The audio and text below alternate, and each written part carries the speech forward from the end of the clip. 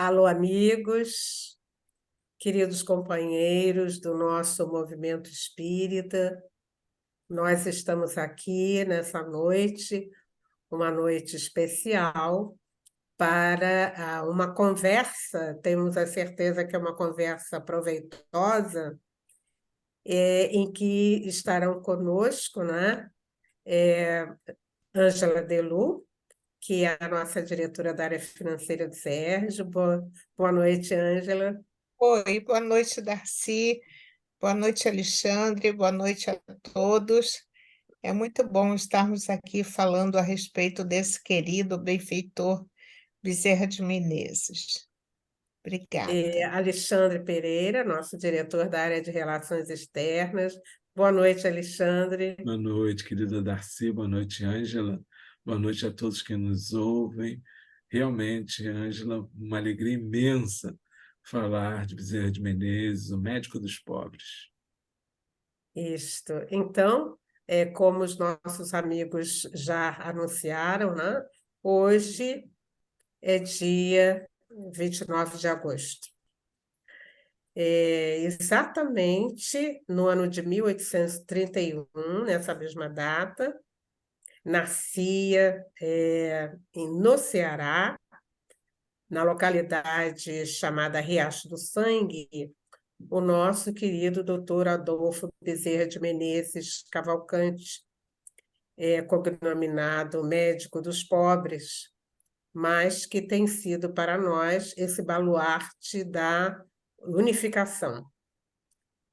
O doutor Bezerra, o nosso querido amigo, né, foi presidente da Federação Espírita Brasileira por 2 vezes, e ele é igualmente considerado o Kardec brasileiro. Falar sobre o doutor Bezerra é realmente uma tarefa da maior importância, não é? Inclusive, esta semana nós temos vários amigos, vários momentos falando a respeito deles, e a gente convida a todos esses amigos a acompanharem a todos esses momentos, que nos fazem muito bem ao coração. Então, hoje, nesse instante, nós vamos aqui ter uma pequenina conversa, né? E que nós vamos começar com a Ângela. Não é, Ângela? Oi, Darcy. Então, você citou que Dr. Bezerra nasceu lá no sertão do Ceará, não é? Como é que um missionário da estirpe de Dr. Bezerra nasce num local tão assim distante de uma cidade grande, mas foi lá com aquela família de nobres corações, que uma família de formação católica, que ele nasceu, filho de Fabiana de Jesus e de Antônio Bezerra de Menezes. Então, nós vamos vendo ao longo da vida de Dr. Bezerra que ele teve assim uma trajetória diferenciada, porque com 10 anos de idade não, quando ele entrou para a escola, em 10 meses de escola, ele já sabia ler, ele já sabia escrever e ele já sabia contar. Isso não era comum, não é? Então, a família de Dr. Bezerra tinha alguns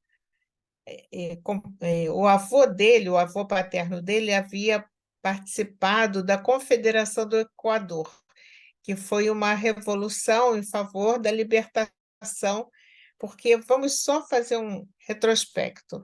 Doutor Bezerra nasceu em 1831. 1831 foi o ano que o imperador Dom Pedro I abdicou do trono. Então, o Brasil estava em lutas internas pelo desligamento de Portugal, dos laços, né, de Portugal. Então, muitas revoltas estavam acontecendo em vários lugares. O avô de Dr. Bezerra havia participado de uma dessas. E depois, então, ele foi condenado, e eles, por conta disso, mais tarde, eles tiveram que sair do Ceará e ir para o Rio Grande do Norte, por causa das perseguições políticas. E doutor Bezerra, nesse caminho, onde a família se mantinha unida, enfrentando muitas adversidades, ele foi estudando, ele foi se desenvolvendo, ele foi sendo sempre o primeiro aluno na escola. Então, a gente vai vendo que não era um espírito comum, que era um espírito já muito preparado, porque essa turbulência externa não tirou dele, vamos dizer assim, o foco da tarefa dele. E nós sabemos que o nosso querido Humberto de Campos fala a respeito da missão que o anjo Ismael havia designado o doutor Bezerra renascer no nosso país com a missão de unir os corações, de congregar realmente as almas e dando, vamos dizer assim, um feitio evangélico, porque ele era muito ligado à Mãe de Jesus. A família de formação católica deu a ele esse espírito, vamos dizer assim, de ser ético, de ter um caminho moralizado, enfim. Então, todas essas situações foram levando o doutor Bezerra a dar seguimento à sua vida sem perder o objetivo pelo qual ele havia desencarnado. E ele quis seguir medicina. A família, haviam vários advogados, mas ele quis seguir medicina. E não tinha dinheiro, então o pai resolveu dar todo o apoio a ele, com o dinheiro que ele conseguiu com alguns parentes. O doutor Bezerra veio sozinho para o Rio de Janeiro, porque tinha uma faculdade de medicina aqui e uma na Bahia. Ele veio para cá para seguir a sua vocação, né? A sua missionária vocação. E deixa a gente fazer um parênteses de algo que eu achei muito extraordinário. Doutor Bezerra, ele realmente seguia a medicina como um sacerdócio. E o médico, até o século XV, ele não podia se casar, ele tinha que levar a sua, vamos dizer assim, era mesmo uma missão, como sacerdócio. Doutor Bezerra teve uma época até que ele não pensou em se casar, até o dia que ele conheceu a Mariquinhas, a sua esposa, a sua primeira esposa, que tinha 14 anos, ele tinha 26. E ele conta, num dos romances dele, que ele costumava fazer isso. Ele escreveu muitos livros, ele escreveu muitas biografias, e ele conta num dos seus romances como ele teve a emoção do primeiro encontro com a Mariquinhas, como é que ele estava tão enamorado dela. E essa, vamos dizer assim, primeira esposa dele, que depois ele casou com a irmã dela por parte de mãe, ela lhe deu 2 filhos, não é? Vamos voltar, então, só para o sacerdócio, só para a gente fechar. Daí porque depois foi abolido, em 1452, né, no século XV, essa questão. Então, o médico passou a poder casar, ter uma vida familiar normal, mas o doutor Bezerra levou a medicina como sacerdócio. E ele dizia que o médico não tinha horário, que não tinha, que ele tinha que atender quando fosse necessário. E durante toda a sua vida, ele foi político, ele foi militar, e ele nunca deixou de trabalhar como médico, ele nunca deixou de ter o seu consultório, e, na verdade, nós sabemos que ele não enriqueceu, ao contrário. Ele morreu pobre, porque todo aquele que chegava no seu consultório precisando de alguma coisa, ele colocava a mão no bolso, tirava tudo o que tinha, e muitas vezes não tinha dinheiro para levar para casa, e doava, e chegou a dar abraços em nome de Maria Santíssima, como nós sabemos. Ele, quando não tinha nada que dar, ele dava o abraço, e com aquele abraço, com aquela vibração, aquela pessoa recebia, vamos dizer assim, Já pensou? Receber o afeto de Dr. Bezerra, a vibração do Dr. Bezerra, porque ele foi chamado médico dos pobres, não porque ele gostasse do pobre, é porque ele sentia a dor que o outro sentia. Essa era a grande questão. Então, só para a gente fechar essa parte, Darcy, que a gente acha muito importante, ele se casa, não é? Depois que ele se casa, eles têm os 2 filhos, e depois de 4 anos de casado, a esposa dele desencarna de tifo. Isso foi muito forte para o Dr. Bezerra. Foi uma dor imensa, ele ficou muito melancólico. O Luciano Klein, no seu livro, no seu último livro sobre o Dr. Bezerra, ele conta e mostra uma foto dele muito magrinho, porque realmente ele perdeu, ele tinha que cuidar dos filhos, tinha que trabalhar, mas ele perdeu o gosto pela vida, até que o amigo dele, que compartilhava o consultório, deixa uma Bíblia ilustrada em 2 volumes. E ele começa a olhar as imagens da Bíblia e começa a se encantar com aquelas imagens. E a partir dali ele disse: eu vou ler a Bíblia. E ele leu a Bíblia. Mais tarde, quando ele lê, 11 anos depois, quando ele lê o Livro dos Espíritos, ele mergulhou de novo naquela leitura, quando ele diz que tudo aquilo ele já sabia, que ele era espírita sem saber, não é? Então, nós vamos vendo nessas pinceladas assim a respeito de Dr. Bezerra, que é um ser ímpar, um ser espiritual de uma, vamos dizer assim, de uma estirpe que a gente não consegue realmente avaliar. Então, a gente só queria, nesse instante, dizer da nossa gratidão, da nosso imenso respeito e admiração por essa alma tão nobre e querida, que é o nosso Adolfo Bezerra de Menezes. Ai, que bom, Ângela. E a gente vai se encantando, né? Na medida que você foi relatando, né, estes fatos, né?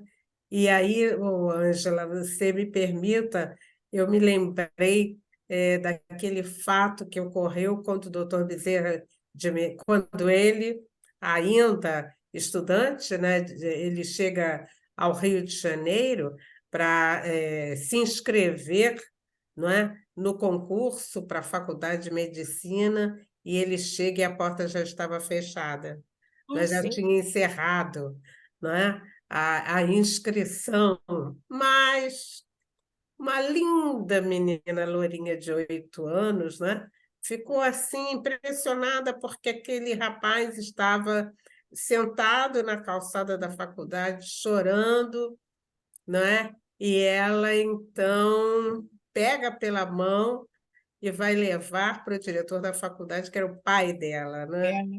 Então, esse fato também... Aliás, são vários fatos, né? Que a gente vai encontrando.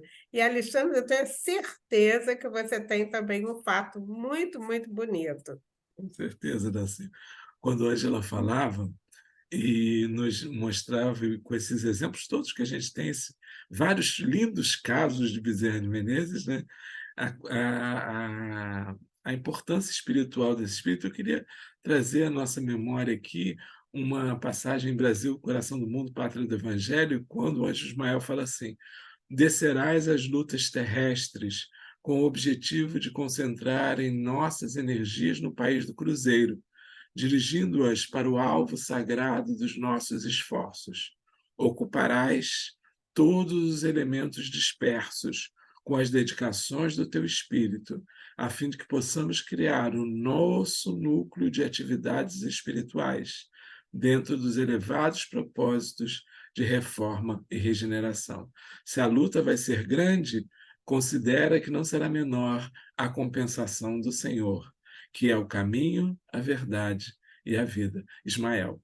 Então, Bezerra era esse espírito preparadíssimo, né? E hoje, ainda hoje, luta imensamente pela unificação, né, Darcy? No nosso Brasil, a unificação do movimento espírita, dos propósitos de Ismael para o Brasil e para o mundo, um trabalhador imenso. Nós tivemos a grata surpresa de, no segundo livro, a sequência de A Semente da Esperança, nós temos uma narrativa do Antônio de Jesus sobre o desencarne de Bezerra de Menezes, ou seja, a visão espiritual do desencarne de Bezerra de Menezes. Então, se você achar bom, a gente compartilha com os nossos amigos aqui agora essa leitura. É uma narrativa com o olhar do Antônio de Jesus sobre o que estava acontecendo no momento em que Bezerra faz o passamento. O Espírito, embora seja um texto inédito, né, ele autorizou que nós fizéssemos essa leitura. Então, é, dizia esse texto, né, essa passagem, o seguinte: ele narra assim: em seguida, vi que começava a se formar o conjunto dos dirigentes do Carmelo renovado, em nosso posto de socorro, a Casa do Carmelo. Lá estavam a irmã Maria, a querida Valéria, a mesma babá da minha infância, Dom Magno, e chegava o espírito João da Cruz. Vi que nem todos os lugares do Sete do Carmelo seriam preenchidos. Neste instante, pensei em meu orientador e amigo, que até aquele momento não havia visto. Olhei para o lado e outro e não consegui achar o querido companheiro. Pensei, onde estaria o irmão Pedro de Alcântara? Será que outro chamado lhe teria ocupado? Não me detive no sentimento de curiosidade e não seria benéfico naquele momento e procurei voltar à prece. Soube pela movimentação que logo iria iniciar a transmissão do desenlace do irmão Bezerra de Menezes. Uma música de beleza inigualável era tocada em um dos cantos do salão por jovens com vestimentas de sacerdotes. Um parecia quase uma criança. A música vinha de um oboé e de uma flauta. Sonorizavam o ambiente e pareciam ter a força de emocionar o mais nítido, o mais íntimo das criaturas. O som leve e ao mesmo tempo profundo conduzia à atitude da prece e introspecção. Olhávamos para os companheiros, uns de olhares cerrados, até que percebemos o início da projeção. Abria-se a nossa visão para um aposento simples e muito bem asseado, paredes limpas na maior parte. Somente uma dava lugar a uma imagem do rosto do Sagrado Coração de Maria. Armários de 2 portas e pequena mesa de cabeceira completavam a ornamentação. No leito, sobre igualmente simples e limpas roupas de cama, o seareiro do Cristo, Bezerra de Menezes.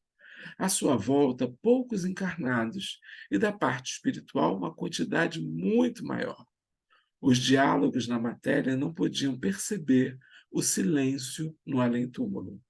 Os espíritos compenetrados agiam no processo de desligamento do corpo. A cada um dos trabalhadores uma função. Vi que dentre eles estava o amigo Pedro de Alcântara, com um brilho que nunca tinha visto. A coroa de nobreza espiritual estava presente em cada um dos trabalhadores. Esta multidão dedicada também levava ao ambiente os fluidos das bênçãos que foram colhidas em diversos locais da terra do cruzeiro, entre encarnados e desencarnados. Percebi que era a finalidade das preces que haviam feito, logo que nos reunimos no salão.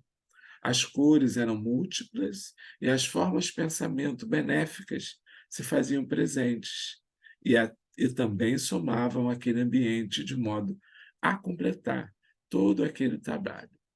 Nunca vi aquele trabalho antes, especialmente nessas maneiras.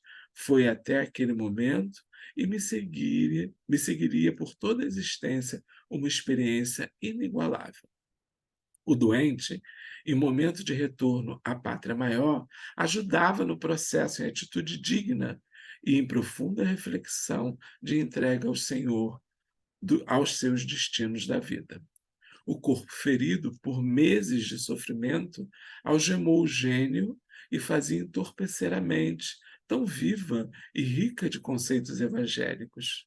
Bezerra há muito padecia pela enfermidade que agravada acabaria por levar ao desencarne. Neste momento, vi entrar no cômodo modesto da rua 24 de Maio uma senhora que parecia conhecida. Seus olhos eram banhados por lágrimas e vigilantes buscavam nos encontrar o doutor. Quando fitou o corpo, já em total comprometimento, rogou a aproximação. Sentou-se em uma cadeira propositalmente colocada à beira do leito, que parecia ter mesmo a função de receber os muitos que iam visitá-lo. Cada vez mais busquei na memória aquele rosto, e a essa altura fazia repetidas rogativas aos céus em favor do doente. O nosso irmão Bezerra, ainda em fração de consciência íntima, percebia algumas manifestações exteriores, especialmente aquela.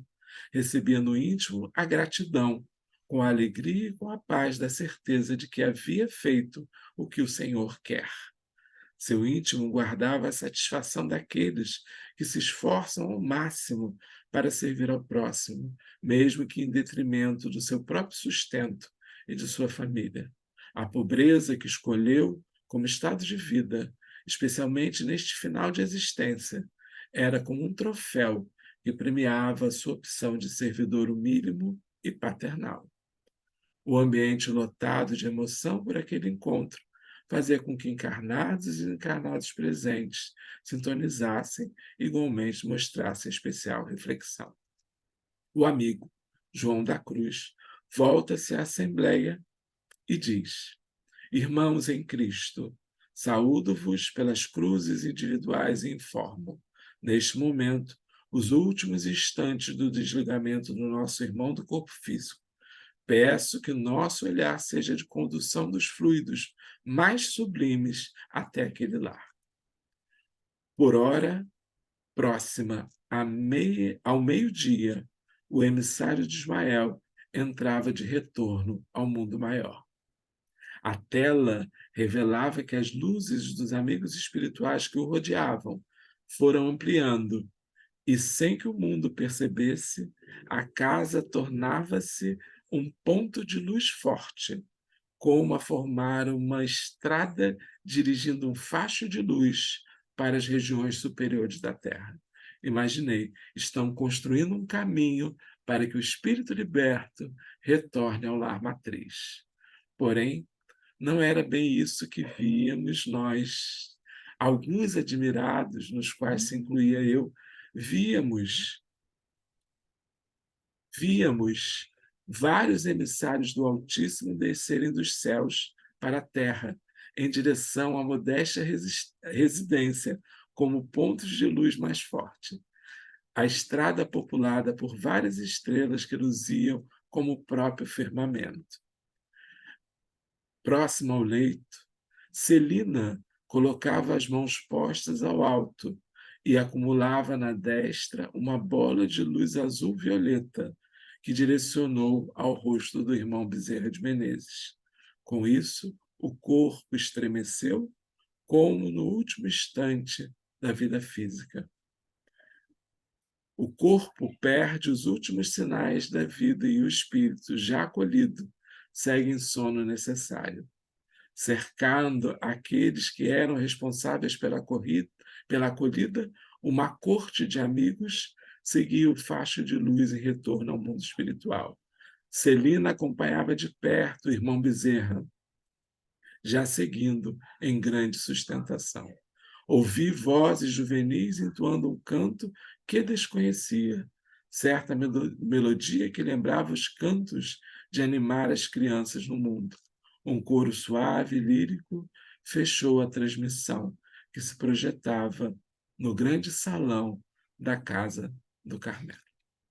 Então, é uma narrativa que traz a emoção do próprio Antônio de Jesus, que vivenciou essa transmissão nesse posto de socorro, sob o desencarne desse espírito de uma importância imensa para todo o planeta Terra.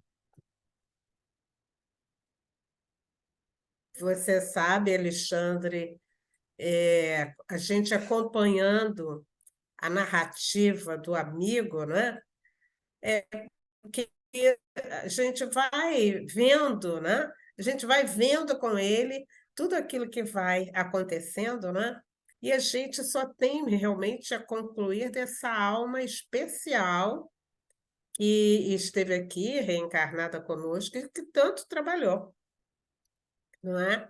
Eu não sei se a Ângela tem mais alguma informação para trazer para a gente. Darcy, depois do relato do Alexandre, o Alexandre está fazendo o relato da ambiência espiritual. E a gente gostaria de comentar rapidamente o que acontecia aqui na sociedade. Por quê? O doutor Bezerra foi muito vilipendiado, as pessoas existiam aquelas charges onde chamavam ele de ladrão, de salteador, de usufruir do dinheiro dos pobres, e uma porção de coisas. E quando o doutor Bezerra desencarna, há realmente uma comoção das pessoas que o amavam, porque durante 10 anos mandaram rezar missa do falecimento do Dr. Bezerra na igreja de São Cristóvão.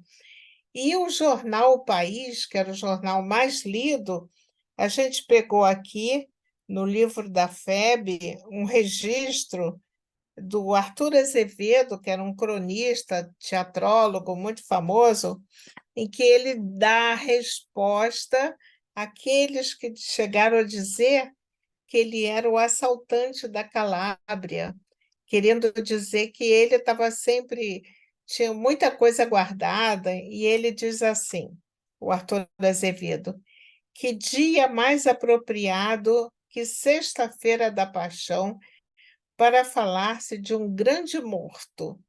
Refiro-me a Bezerra de Menezes, que acaba de descer ao túmulo entre hinos de apoteose. Não há muitos anos, a criatura mais injuriada que cobria o céu carioca. E aí, só para completar, ele dizia assim: só agora respondeu aos seus agressores, e respondeu como? Dizendo a resposta que o doutor Bezerra deu àqueles que o chamavam de ladrão. Morrendo pobre. Felizes daqueles que incumbem da defesa de sua honra os seus próprios cadáveres. Então, ele não tinha dinheiro para ele. Quintino Bocaiúva, amigo dele, que era espírita também, que nós temos a estação de trem Quintino Bocaiúva, de Quintino, né?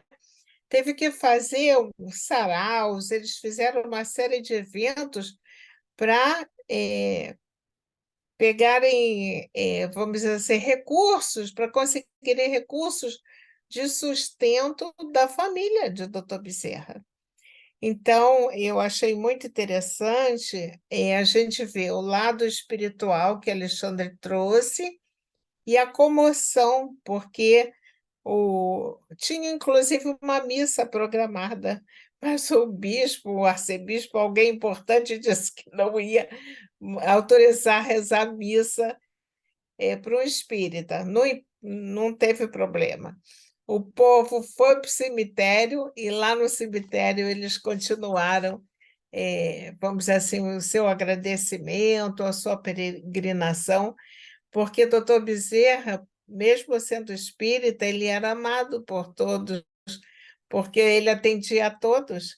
Então, a gente acha que essa questão que ele, conforme foi dito pelo Alexandre, que ele fez essa opção por ser pobre, é uma resposta àqueles que achavam que ele realmente tinha tirado algum proveito da sua vida, não é? De médico, e foi um cientista, um escritor, ele foi realmente uma pessoa militar, empresário, uma série de tarefas que ele cumpriu, inclusive a mais importante da questão de ter realmente seguido, vamos dizer assim, sendo a caridade personificada, né? Doutor Bezerra teve essa. Ele vivenciou fora da caridade não a salvação. Ele vivenciou. E esse registro, Darcy, que a gente queria deixar aos seus agressores, né?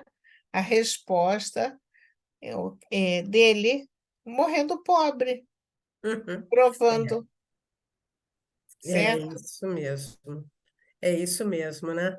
E a gente também vai ver, né, que depois dessa chegada ao plano espiritual, o trabalho dele, não é, também se concretizando, porque são vários e várias mensagens que ele vai trazendo para nós, né? E nós queremos destacar todo o trabalho voltado para buscar a união dos espíritas, não é, Alexandre? A gente tem acompanhado várias publicações de algumas federativas trazendo as mensagens do Dr. Bezerra através da psicografia de Divaldo Franco, né? Nas reuniões do Conselho Federativo Nacional. Como todos nós sabemos, no mês de novembro ocorre esta reunião do Conselho Federativo Nacional e realmente até, eu acho que em torno, um pouquinho antes da pandemia, né, Alexandre?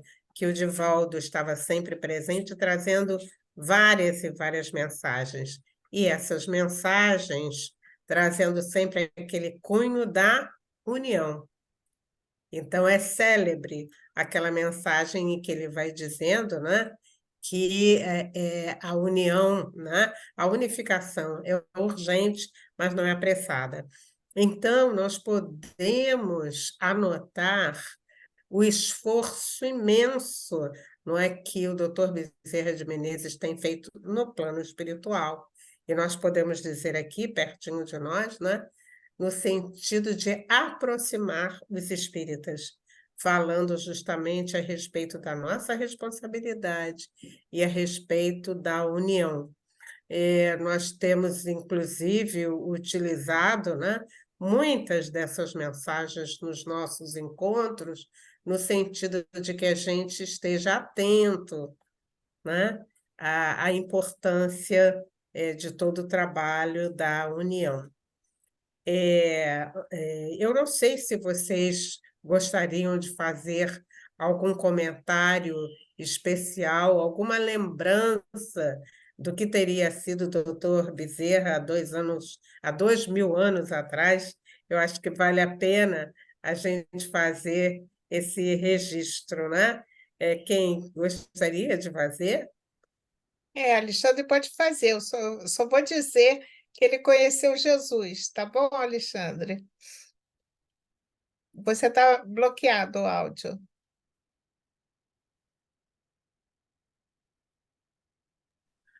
A gente tem algumas informações, né? Que a gente brinca que são informações que os espíritos dão e que a gente precisa sempre estar comparando aí para ver, mas há informações que ele foi Zaqueu, né? Teve lá próximo de Jesus. Também Corvino, o Antônio de Jesus Irmão, fala isso no livro Irmão Corvino, né? E assim, foram espíritos que é um espírito que, com certeza, a caminhada, né, é uma caminhada de construção do homem novo, incansável. Então, quando ele chega nesse convite de Ismael, é porque ele já tinha vivido muita coisa, né, Ângela, né, Darcy? Ele já tinha sido burilado aí por encarnações sucessivas e incontáveis, junto ao Mestre, junto à função do Evangelho, junto à vida comum. Algumas pessoas chegam a dizer que ele é o Kardec brasileiro, né? É, por conta da importância em que Bezerra traz, especialmente nessa questão da reestruturação do espiritismo, da questão da preservação dos princípios da doutrina espírita, que são muitíssimo importantes para nós, e nunca deixando de ter esse olhar amoroso do Evangelho, muitíssimo ligado, que é uma coisa que às vezes não é muito falada, né? Muitíssimo ligado a Maria Santíssima.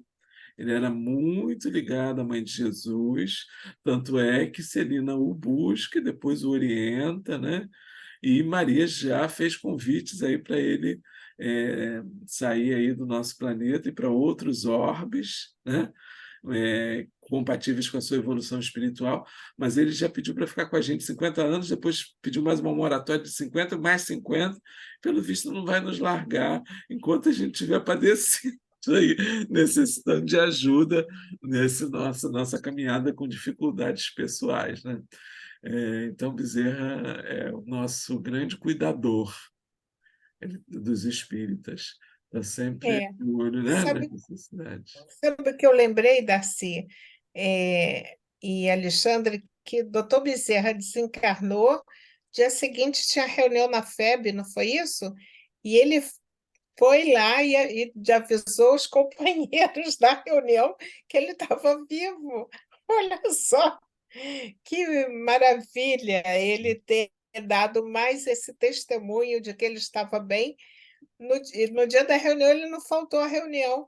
Ele estava desencarnado, mas ele esteve lá.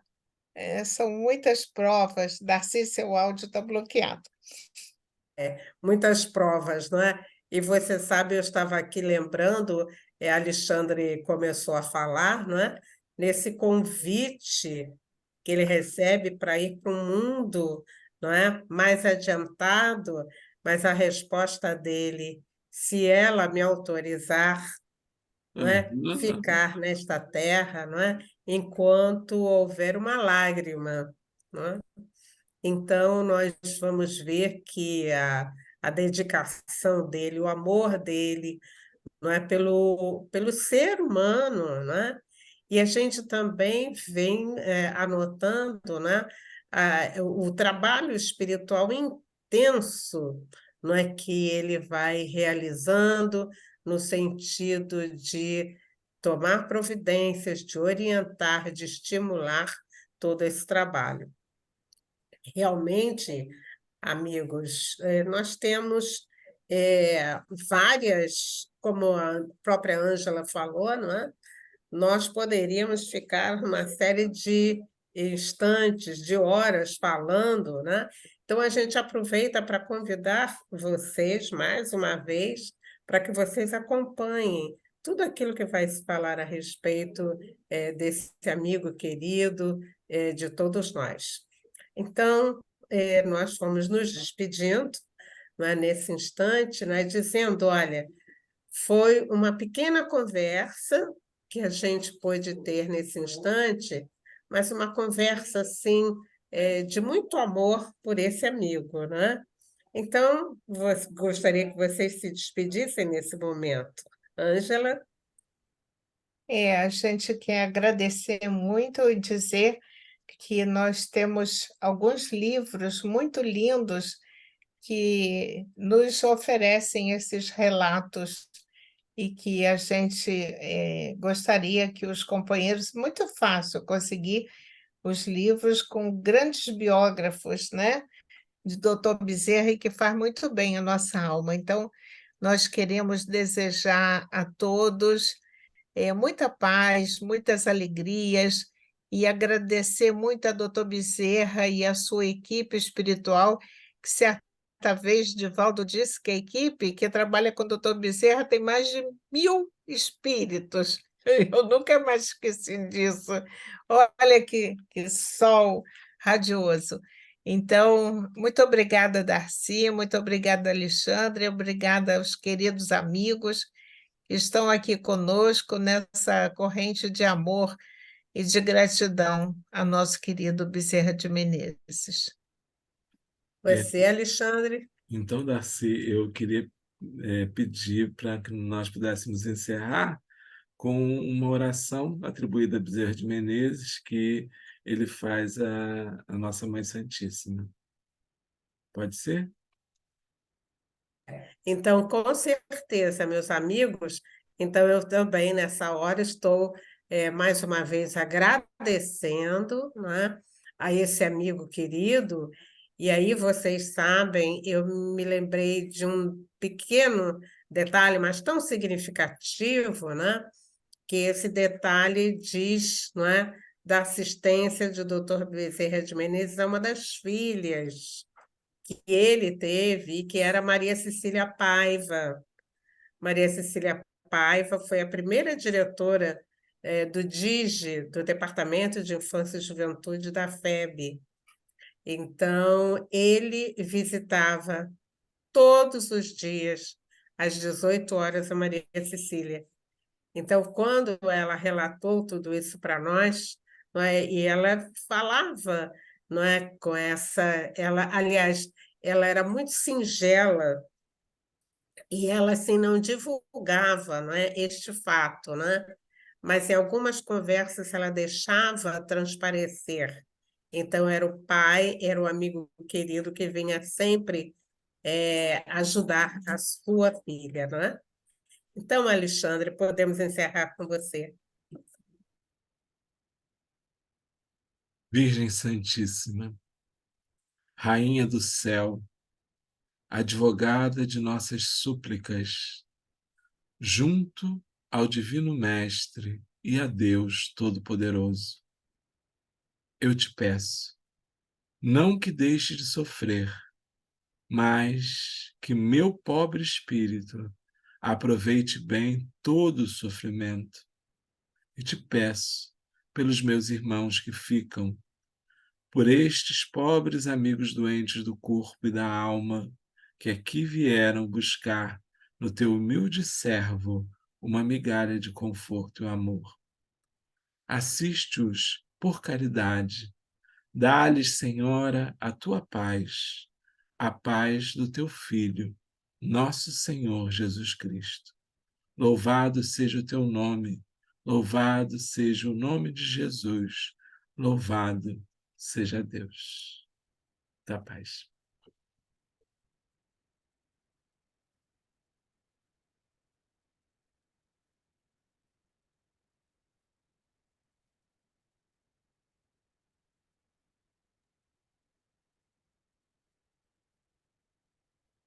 Uma boa noite a todos.